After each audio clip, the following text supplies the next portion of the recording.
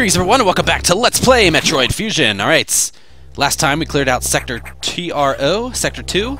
Today we're going to find out what we got to do next. Look at all that green we explored.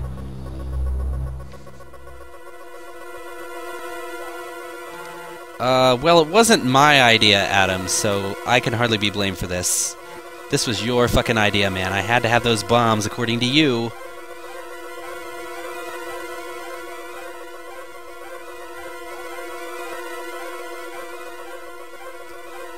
Alright, so now we have to head into Sector 4, AQA, or AQA, if you want to say it phonetically.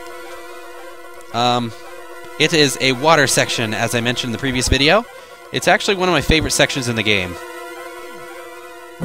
We come back to it a few times, and each time is great. We're also going to get one of my favorite upgrades there. But I'll talk about that when I get there. God damn it, another elevator monologue.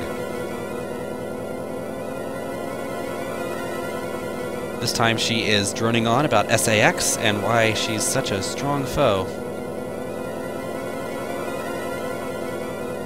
Also, I don't remember Samus having any reason. Samus is pretty much a murder machine too, so I don't really see how SAX and Samus are very different. If at all.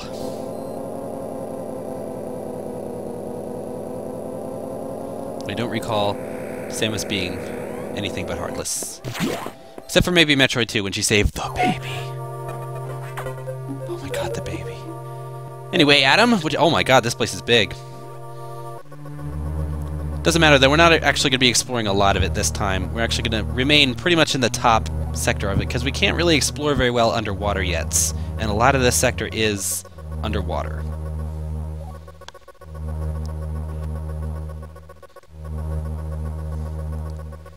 Hell yeah, it's smart.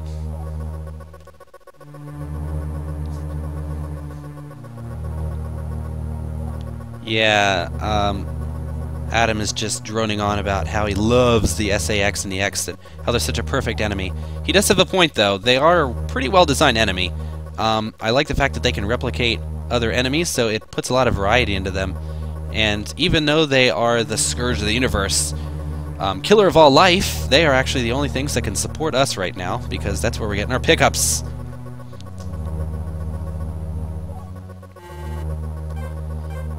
Ooh, that's no good.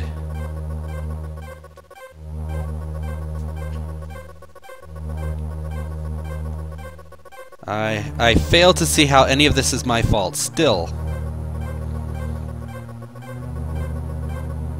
I really do.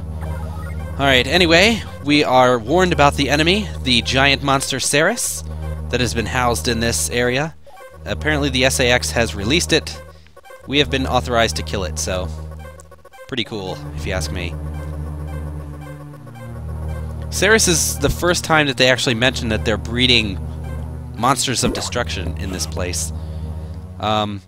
Needless to say, this won't be the last monster of destruction. Alright, welcome to Sector 4, Aqua. This has some of the coolest music in the game, I think, too. Except for right here. What the hell? Some kind of audio glitch has happened. We're getting the nav room music in a level part. That's not supposed to happen. Let me go back in there. Nope, back to normal now. Maybe if I come in from the left or from the right? Nope. Well, whatever. No big deal. Anyway, welcome to Sector 4 Aqua. Right now the water is being electrified because there's some live wires down in there, so we can't jump in the water just yet. Not a good idea. Not a good idea anyway, because we don't have any kind of means to travel in the water without being slow as a fucking snail. Now, I didn't go up through that path. That's actually a path that you end up coming back through, so to avoid too much backtracking, I mean, I could go up there and grab a few items right now, but they're on my way back, so I'm not going to worry about it. Giant fish can only be killed by missiles or charge attacks. And that's 2x, though. There are a lot of enemies in this game that have harder or stronger or bigger versions. Usually when you kill them, you get 2x refillers for them instead of just 1. Gotta love that pseudo screw attack. And hey, we got another energy tank. Very good. We're collecting the hell out of those things.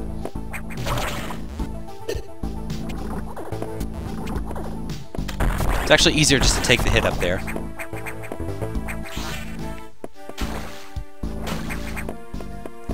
Alright, so the room to the left there is a save room. Not really going in there. Don't need to save. Nothing else to do in there. We need to find that monster.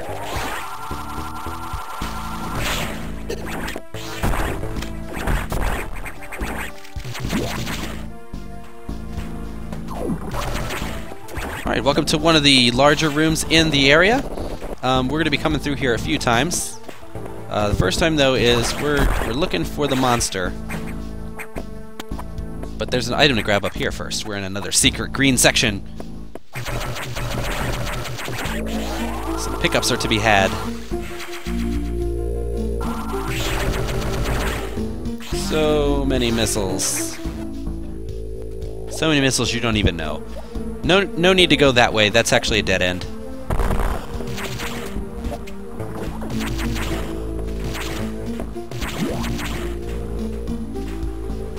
Alright, the room to the left is the pump control station. We actually can't get through it yet, though, because there's a special block that we can't break. Well, we can't break just yet. Not until we get a really cool item that we're about to get.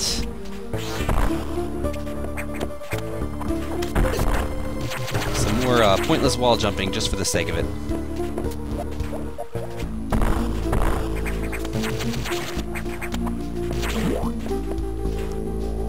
Alright, we got a save room.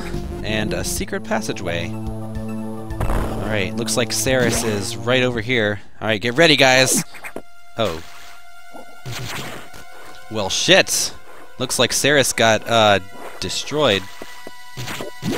I can only guess that it was the X that did it, and you know what that means, since the X can replicate their enemies. We're gonna have an X version of Serris to fight, I'm pretty sure. Something to note about the charge beam, if you do it right next to an enemy, it does extra damage to them, as I demonstrated there on that eye door. One hit instead of the usual 3. And, oh my fucking god, it's Serris! Alright, Serris is a pretty awesome enemy. Pretty awesome boss tune. This boss tune will show up later, though, too, so don't worry about it. Anyway, Serris is a dragon. It can fly around, it moves through water with relative ease, and it has this kind of charged up speed boost. So, I wonder, knowing what items you can get in Super Metroid, what I'm going to get from absorbing the core X from this thing! Some of you will know, some of you will see very soon. Now, Serris's pattern isn't too easy to recognize. You're probably going to take a few hits during this battle, but not to worry, if you've collected energy tanks like I have, it should be no problem. If you haven't collected any energy tanks, and you're doing some kind of 1% run, you crazy motherfucker, you kind of just have to be lucky. If you watch my 1% or my 0% run of this game, you'll see kind of how I had to handle this fight.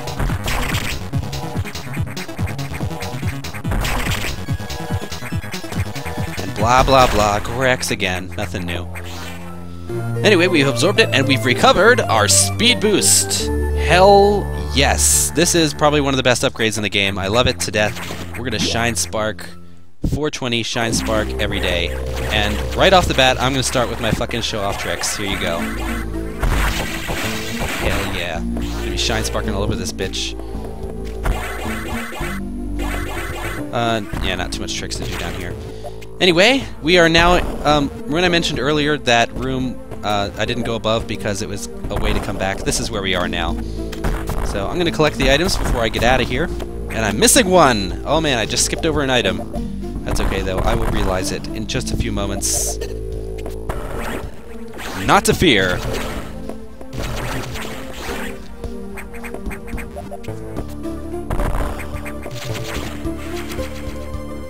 Alright, anyway, as you can see on the map, there's an open circle and a dot. Open circles are items that are in areas that you are in that you haven't collected yet, and dots are items that you have already collected. So, if you see an open circle where you are, that means there is an item hidden in the room somewhere, and you might want to explore a bit.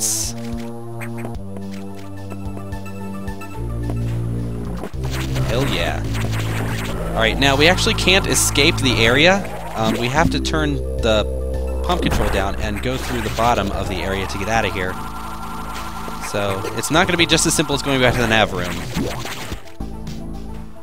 But that's okay. That means there's more items to collect and more shine sparking to be had. Because shine sparking is... it's the cat's pajamas, if you will, of the game.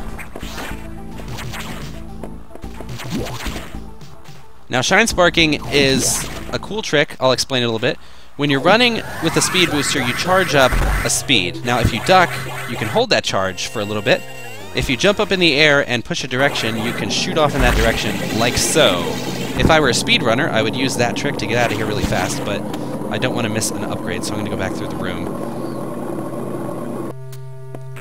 In Super Metroid, in Super Metroid is where the Shine Spark kind of made its debut with a speed booster, but in Super Metroid it also damaged you as you did it, so they kind of improved upon it in this game by making it a little bit easier to handle, and also the fact that it doesn't damage you, so... good stuff all around! Let's get the hell out of here. In Zero Mission, you can actually Shine Spark as a ball, but in this game, unfortunately, you cannot. It's okay, though. I will deal with it. Also, in water, if you can do it fast enough, shine sparking is not affected. Hell yeah! Alright, I think that's enough trickery. I don't think I have enough... yeah, I didn't have enough. You have to have enough room to run to be able to build it up.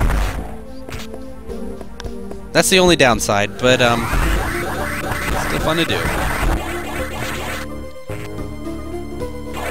Also, it kills pretty much every enemy instantly as you run through them.